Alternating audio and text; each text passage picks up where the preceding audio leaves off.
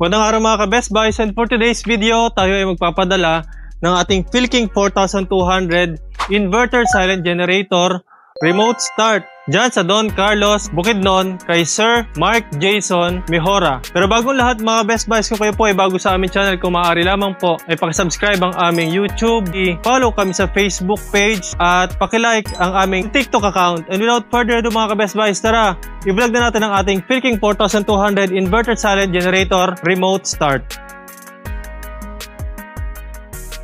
Ito nga po pala ang ating Philking 4200 Inverter Silent Generator. Ito na yung aming bestseller as of this date. So ano bang meron dito sa ating generator na ito at napaka-outstanding ito? Bakit napakaganda ng generator na ito compared with other inverter silent generator? Mga ka-Best Buys, so far in the market, ito pong ating Philking, siya lang po ang inverter na 4200 watt, which is siya yung pinakamalakas sa kanyang segment. So kadalasan po yung kaparehas po nito na generator ay 3,500 to 4,000 watts lang. Siya po ay 4,200 watts na. Idagdag pa natin dyan yung kanyang remote control. And mga ka-Best Buys, nagbibigay din po kami ng libreng changeover switch sa makaka-avail ng ating Philking 4200 Remote Start. At mga ka-Best Buys, ito yan.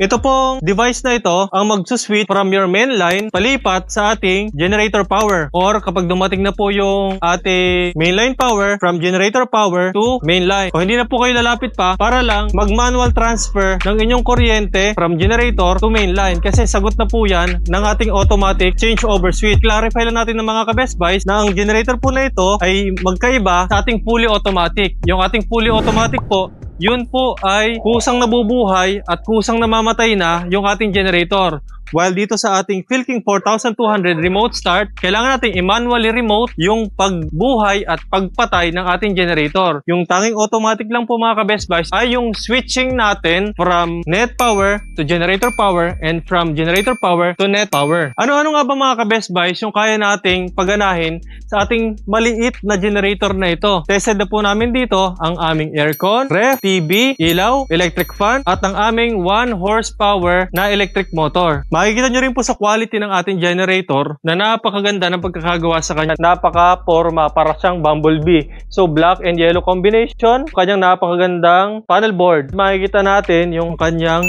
start, on and off. So 3-in-1 switch, battery control, yung kanyang choke and unchoke, yung kanyang gasoline flow control, yung kanyang IntelliGauge na may 3-in-1. Ito po ay papakita ng kanyang volt, hertz, and time. Automatic po siyang nagpa-flash ng volt, hertz, and time, at hindi mo na kailangang lapitan pa para lang makita nyo yung interface na hinahanap ninyo. Ito lang po talaga yung basic na kailangan natin sa ating generator. Napakalaking factor po kasi niyan dahil unang-una, yung ating volts, kailangan ma-monitor natin na 220 to 230 yung stable na supply ng ating kuryente. And at the same time, wag po tayong magpa-kampante sa 220 to 230 volts. Kailangan mga ka-Best Buys, ang ating hertz or ang kanyang frequency is 60 hertz or plus minus 2. It could be 62, 60, or 58 plus minus 60. Yun po yung mga healthy o yung healthy na frequency ng ating kuryente. At the same time mga ka-Best Buys, yung runtime niya magre-remind sa atin ng ating change oil schedule and other maintenance. Halimbawa, yung ating change oil schedule, gagawin po natin yan sa first 20 hours, 50, and every 100 hours runtime ng ating generator. Mga ka-Best Buys, ituro ko naman sa inyo kung paano ini-start yung generator na ito. So meron tayong tatlong ways para buhayin yung ating Philking 4200. Unahin po muna natin mga ka-Best Buys yung manual start. Pindutin natin yung on sa ignition switch.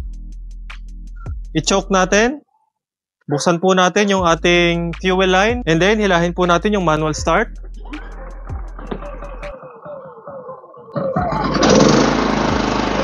Papatayin naman natin sa mga ka-Best Buys. I-off lang natin to. Ayan. Next po natin is push start. I-choke muna natin. Pipindutin yung start sa taas. And choke off.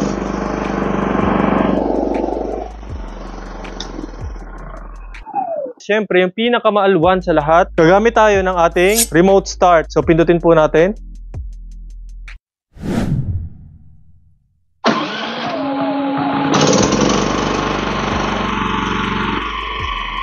233 na volt. Okay lang po yan since naka-idle naman siya. Kapag nag-load kasi tayo mga ka-Best Buys, bababa pa yan. 60 Hz yung ating frequency and 00 yung ating runtime. Napakahalaga ng tatlong figures na nakikita natin sa ating LCD display. Makikita din natin dito yung dalawang 220 AC output, yung kanyang breaker, yung tatlong indicator lights niya mga ka-Best Buys for low oil, overheat, ang ating overload, and output. Okay, ibig sabihin may charge na yung ating dalawang 220 AC output. Meron din siya mga ka-Best Buys parallel system operation para maging doble yung power na naibibigay ng ating Philking 4200. So from 4200, kaya niyang mag-produce ng 8,000 using our parallel kit. So ito yan.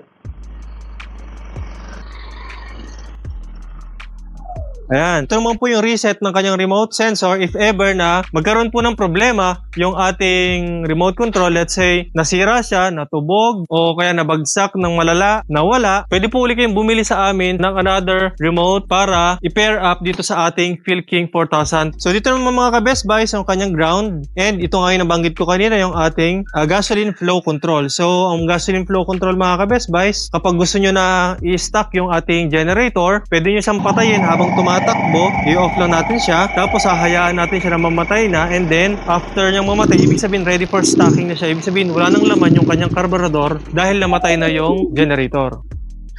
So silipin natin mga ka-Best Buys yung dimension ng ating Philking 4200. So yung haba niya 55, tapos yung kanya lapad naman 40, yung tangkad naman nito 52 cm po yun mga ka-Best Buys ha. Ang weight naman nito mga ka-Best Buys is 50 kilos. Napaka-friendly nito mga ka-Best Buys na i-transfer and i-transport dahil meron siyang wheels and handlebar. Kahit babae, kayang-kaya itong i-transport. Kapag magka-camping naman, kayang-kaya pa rin itong bitbitin.